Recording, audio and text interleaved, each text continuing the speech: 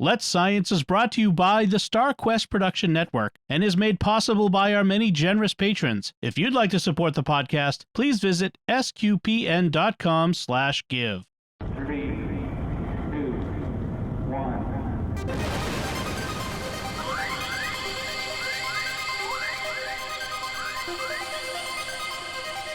We live in a universe of scientific wonders. Every day, scientists are inching towards breakthroughs which can change our lives. We're playing our small part in sharing these wonders with you. That's why today is a fine day for science. So let's science. A bit of Christmas science, Caroline, so over to you. Yeah, so I was looking at the Christmas tree and I thought, let's talk about Christmas trees today. And we're talking about living Christmas trees because everybody loves the Christmas tree. And so I just thought look, if you love trees, you're going to love this topic.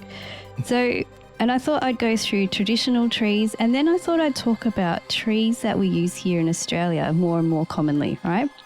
Yep. So traditional trees, and we do get our traditions from Europe and North America to some degree. So the fir tree is my first traditional tree, and fir trees are abundant in the mountains of Central and North America and also Europe, Asia and North America. These trees grow up to between 10 and 80 meters or 33 and 262 feet. And they can actually live between 50 and 300 years. The characteristics of these trees that make them lovely for Christmas is that they have individual flat needles. They grow in a spiral on each branch tip, and they can be distinguished by their soft cones that actually sit upright like candles. So it's no surprise that it's like to be used as the Christmas tree. And the most popular type of this tree species that are used are the balsam fir, the Fraser fir, and the noble fir. Another group of trees that are often used as a Christmas tree is the spruce tree, and they grow in the mountain regions of Western and Northern America and also found in lots of other northern temperate regions of the planet. They are very large trees from about 20 to 60 meters, which is about 60 to 200 feet.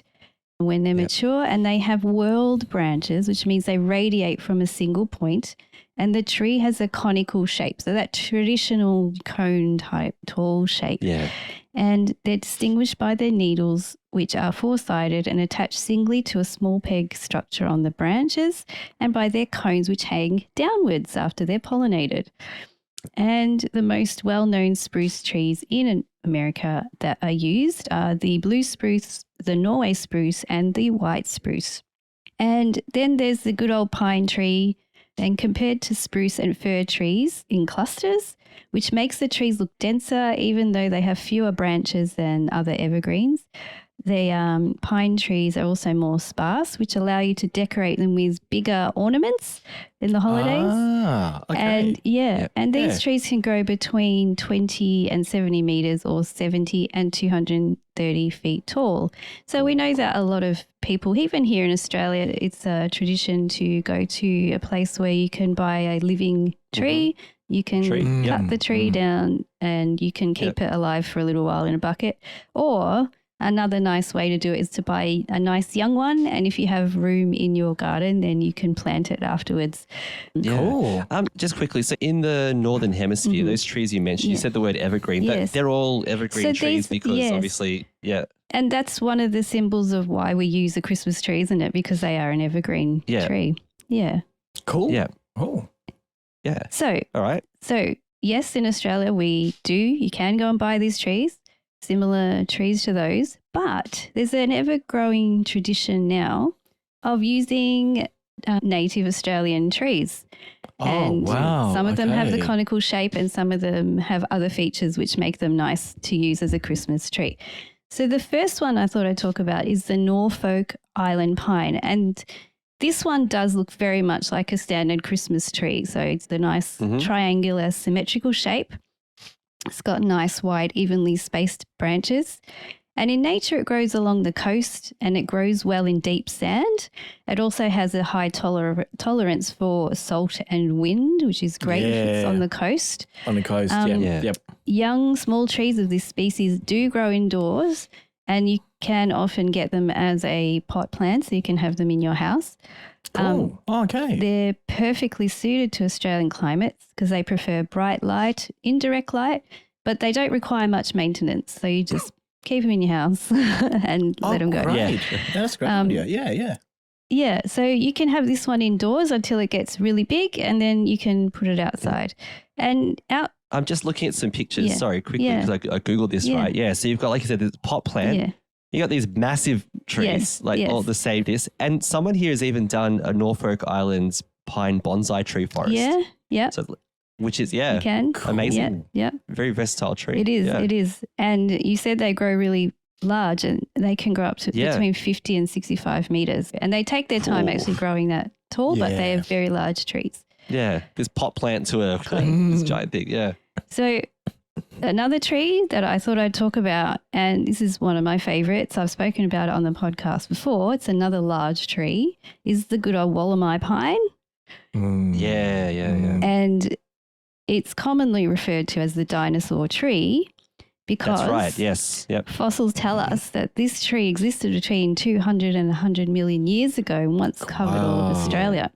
And botanists and archaeologists actually used to think that it was extinct. And then in 1994, these trees were rediscovered in the temperate rainforest of Wallamai National Park by a park ranger called David Noble when he was out on a hike. And he had a look and went, what is this tree? He had some investigations and they rediscovered the Wallamai pine, which is amazing. Yeah. And you can look up our episode on that in the Let's Science, and there's a lot more detail there.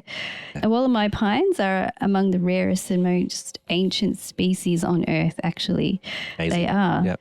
They have conical shape and pendulous branches, which mean they tend to hang out downwards. Their leaves tend to be flat and they've got thick, I guess like the pines have spikes like needles, but these are flat.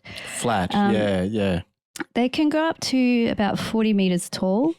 Mature trees normally have more than one trunk and can produce up to 40 trunks on a single tree. Oh my goodness me. Wow. Which means they can reach up to 450 years old.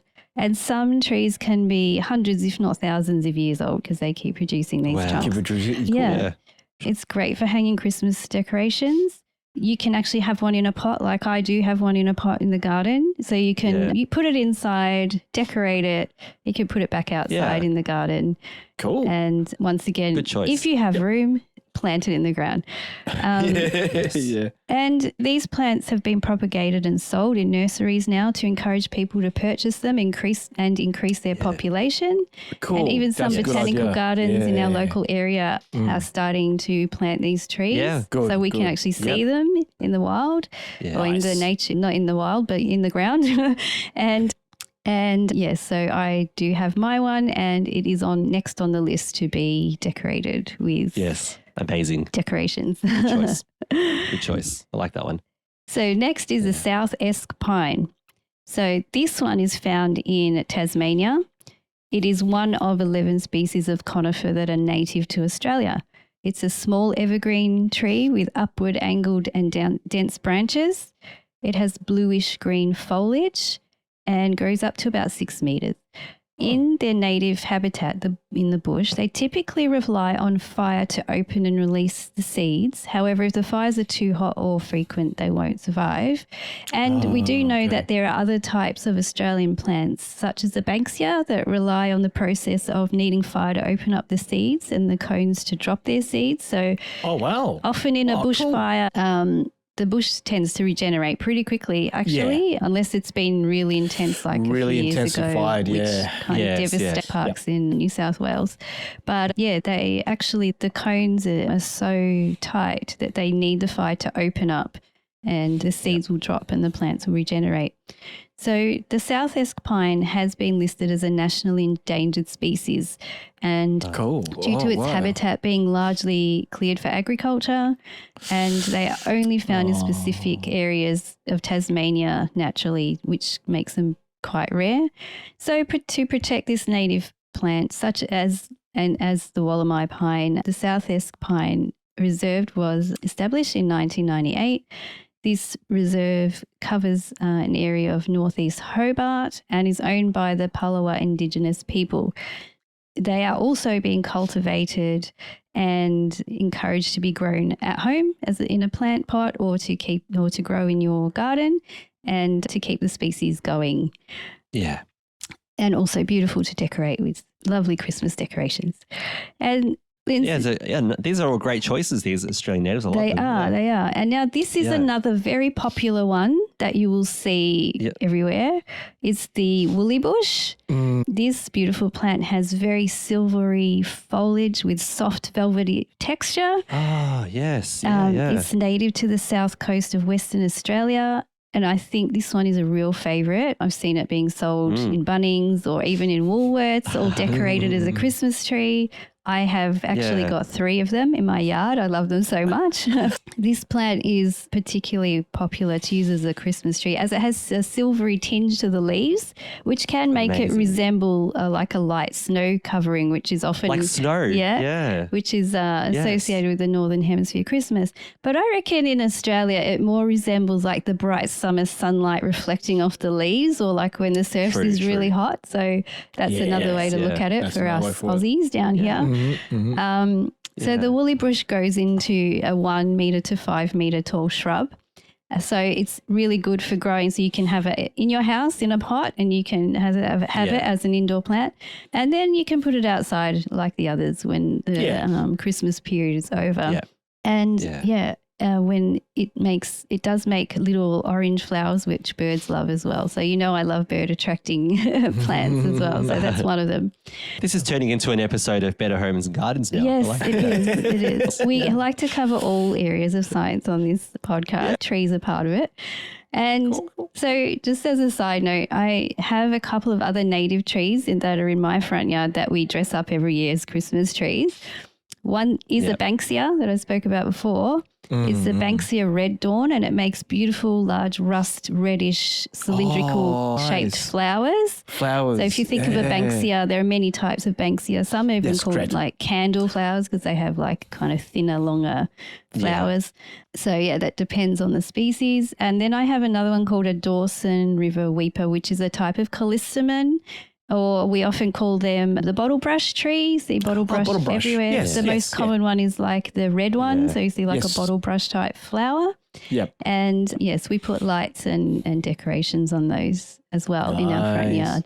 Yeah. So now that I've mentioned that, guys, put you on the spot. Do you think in your yards you guys may have some trees that you can decorate in your garden? Or is there a species that I've mentioned that maybe you consider purchasing and taking home and perhaps using as a Christmas tree and then planting in your yard? What do you reckon, Lindsay? We do have trees in our front yard, yes, that could be used for decorating. Yes. So, they're not necessarily in good positions in the yard, but they could still be decorated for sure. We've actually got, near the stairs that lead to our front door, there's a tree it's died, right? It's just a stump that's sticking out of the ground. It's about, I don't know, maybe 2 meters high. And we were talking about what to do with it. And we actually thought we could put lights around it for Christmas because it's like a pole now. It's not worth taking out of the ground because of the way it's positioned. But we could actually, rather than completely destroy it now, we could put Christmas lights around it. That's a good idea. Which would work. Yeah. Or you could find a creeper type plant or something that needs something to grow lean on it or something. Exactly. Yeah, that's a good point. Way I had not thought about that. Recycling the tree or keeping it there and using your natural resources there. Yes. Cool. Yeah, I hadn't thought about that. It's a great idea. Yeah. Lino, what about you? No. Sorry, did you have more, Lindsay? No, that's it. That's all. Okay. No, not in the front yard. We got a lot of gum trees on our street, but that's another situation. Needs to be settled. You can decorate them by stealth. You definitely can put Christmas trees on there and Christmas lights and everything. Decorate that. And actually, no, we don't have any trees. Actually, we can decorate more in the front, but in the backyard we can. But no one's going to see it except us. And we like to. It's more in the back with your house. You're right. Yeah. I think it's the way. Yeah. Oh no, you've got some more potential. Yeah, that's right. So there's a few things we can decorate and everything. But as your question is, Caroline, this woolly bush one looks very nice. Yeah, they are great. It's a beautiful plant. Yeah. No, I would. Yeah. And I it's agree. I nice like to that actually, one. if you Yeah. touch the foliage on it, it's really nice. Like you touch it Ooh. and it's like fur. It's really beautiful. Oh, yes, yes, Lovely. yes, yes. Yeah, while I was Googling these trees that you were talking about, it brought up native Australian plants as Advent wreaths, which are Ah. quite beautiful too. Yeah. There you go. So Oh, there's cool. like a Banksia wreath here. Yeah. Yeah, these are beautiful. Actually, you could Yeah. use a lily pilly too because they make nice little red fruit. Ah, yes. And you could use, and the leaves are quite Yes, beautiful. yeah, So I could imagine making that into Yeah. a wreath as well. Wow. Those. Yeah, There you that's a go. great idea. Yep. There you go. you Yeah, Those definitely. great options. Yeah. There you go. Yeah. All right. Let's Science is brought to you by StarQuest Media and is a fortnightly podcast that brings you the scientific wonders of our universe from a distinctly Catholic point of view. For more from Caroline, Lindsay, and friends, listen to the StarQuest show, Catholics of Oz. Find links from today's show at sqpn.com/science and find the Catholics of Oz at sqpn.com/Oz. Be sure to follow the show in Apple Podcasts, Google Play, wherever you can find podcasts, or on the SQPN YouTube channel. The generous donations of our patrons at sqpn.com/give make it possible for us to continue Let's Science and all the shows at StarQuest, which makes our nonprofit mission possible. You can join them by visiting sqpn.com/give. Join us next time for more scientific wonders, and thank you for listening to Let's Science on StarQuest.